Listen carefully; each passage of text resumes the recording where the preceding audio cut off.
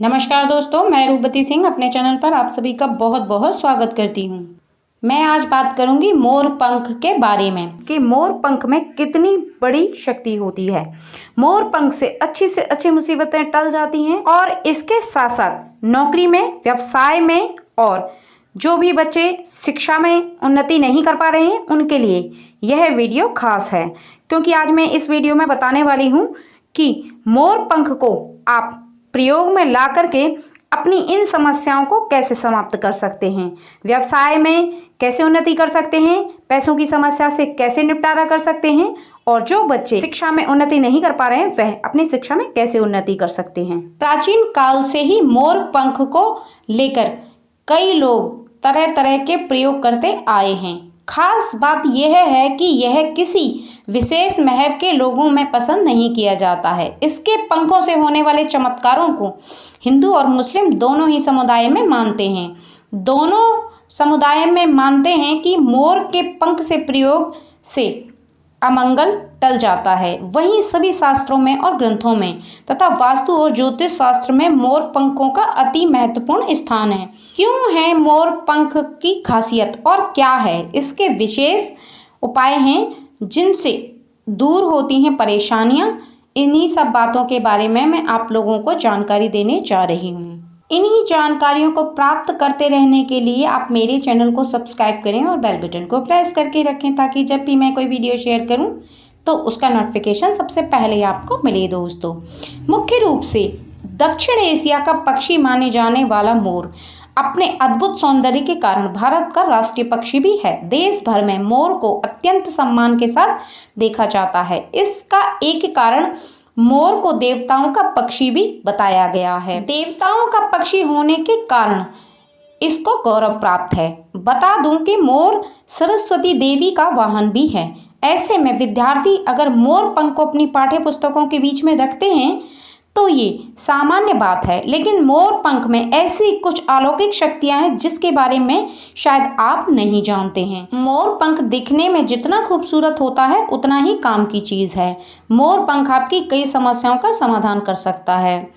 ऐसे ही मोर पंख के कुछ आज मैं टोटके बताने जा रही हूँ जिनको करके आप अपनी समस्याओं को समाप्त कर सकते हैं। अगर आपके घर में क्लेश चल रहे हैं, कोई लड़ाई झगड़े चल रहे हैं या धन से संबंधी समस्याएं हैं, ये टोटके करके आप लाभ उठा सकते हैं। दोस्तों, सबसे पहला तो यह है कि अगर आपकी राशि का कोई भी ग्रह हो जिस पर अशुभ प्रभाव पड़ रहा हो तो आप ऐसे में मोर पंख पर 21 बार थोड़ा सा गंगा जल छिड़के घर की किसी ऐसी दीवार पर इस मोर पंख को लगाएं जिस पर कि सबकी नजर पड़े। जो भी आपके घर में आए उसकी नजर भी इस मोर पंख पर पड़े। ऐसी जगह पर आप इस मोर पंख को लगा दें। ऐसा करने से जो भी आपके ग्रहों पर अशुभ प्रभाव पड़ रहा है वह धीरे धीरे समाप्त होने लगेगा। दूसरा, आप अगर आर्थिक स्थिति से गुजर रहे हैं, अगर आपकी आर्थिक स्थिति सही नहीं है और आप व्यवसाय करते हैं, लगातार आपके व्यवसाय में नुकसान हो रहा है या धन से जुड़ी हुई कोई भी समस्या है, तो आप भगवान राधा और कृष्ण के मंदिर में जाकर के आप राधा कृष्ण के मुकुट पर मोर पंख को लगा दें और 40 दिन के बाद इसे लाकर के आप तिजोरी में रख दें। ऐसा करने से आर्थिक समस्याओं से आपको छुटकारा मिलेगा और जो भी धन से संबंधी समस्याएं हैं वह सब समाप्त हो जाएंगी। तीसरा, आप अगर कोई छोटा बच्चा हो आपके घर में और उसे बार बार नजर लगती हो, बच्चा चाहे नवजात शिशु हो या थोड़ा बड़ा हो, आप मोर पंख को चांदी के ताबीज में डाल करके उसे पहनाएं। ऐसा करने से उसे बुरी नजर नहीं लगेगी और बच्चा बुरी नजर से बचेगा। चौथा है, यदि आपका बच्चा बहुत रोता है, बहुत चिड़चिड़ाता है और बहुत ही ज्यादा जिद्दी है तो आप छत के पंखे में आप मोर पंख को लगाएं और जब वह पंखा चलेगा तो उस मोर पंख की सहायता से बच्चे को हवा लगेगी। ऐसा आपके करने से बच्चे की जिद कम हो जाएगी। पांचवा है, अगर आप अपने दुश्मनों से परेशान हैं और दुश्मन आपका पीछा नहीं छोड़ रहे हैं तो आप मोर पंख पर हनुमान जी के मस्तक का सिंदूर लगा करके मंगलवार या शनिवार उनका नाम लेकर के लगाएं और सुबह बिना मुंह धोए इसे बहते हुए पानी में बहा दें।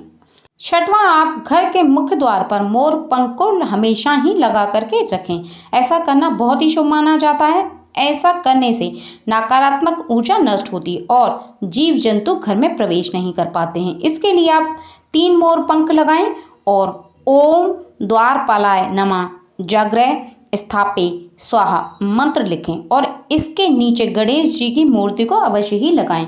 ऐसा करने से आपके घर में नकारात्मक शक्ति का वास नहीं होता है और सकारात्मक ऊर्जा प्रवेश करती है।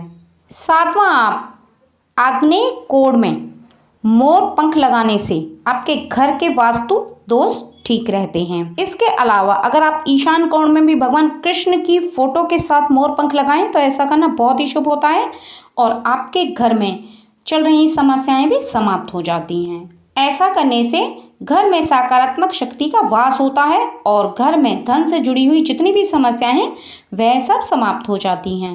इसके साथ साथ अगर आप चाहते हैं कि आप बहुत जल्दी धनवान बन जाएं तो इसके लिए आप सफ़ेद रेशमी वस्त्र में मोर पंख को रख करके तिजोरी में रख दें। ऐसा करने से धन की प्राप्ति होती है और धन के आने के जितने भी रास्ते हैं वह सब खुल जाते हैं।